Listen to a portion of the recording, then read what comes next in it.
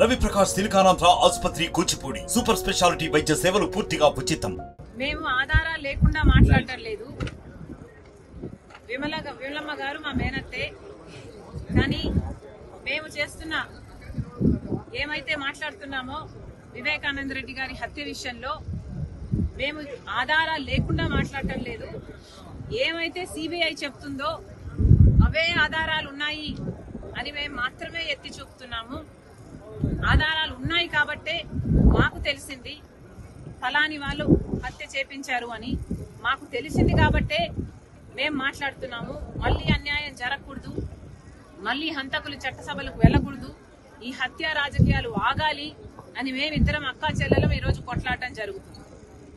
విమలమ్మ గారి కొడుకుకి జగన్మోహన్ రెడ్డి గారు వర్క్స్ ఇవ్వడం జరిగింది, ఆర్థికంగా వాళ్ళు బలపడడం జరిగింది కాబట్టే ఈరోజు విమలమ్మ గారు ఆ విషయాన్ని గుర్తుపెట్టుకున్నారు. కానీ చనిపోయింది సొంత అన్నని వివేకానంద రెడ్డి గారు తనకు ఎంత చేశారో అన్న విషయము విమలమ్మ గారు మర్చిపోయినట్టున్నారు.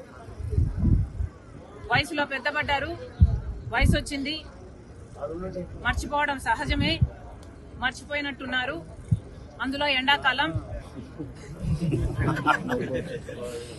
కాబట్టి ఇలాంటి మాటలు మాట్లాడుతున్నారు. మరిన్ని వీడియోస్ కోసం ఛానల్ ని సబ్స్క్రైబ్ చేయండి, లేటెస్ట్ అప్డేట్స్ కోసం వాట్సాప్ ఛానల్ ని ఫాలో చేయండి అండ్ లింక్ డిస్క్రిప్షన్ లో ఉంది.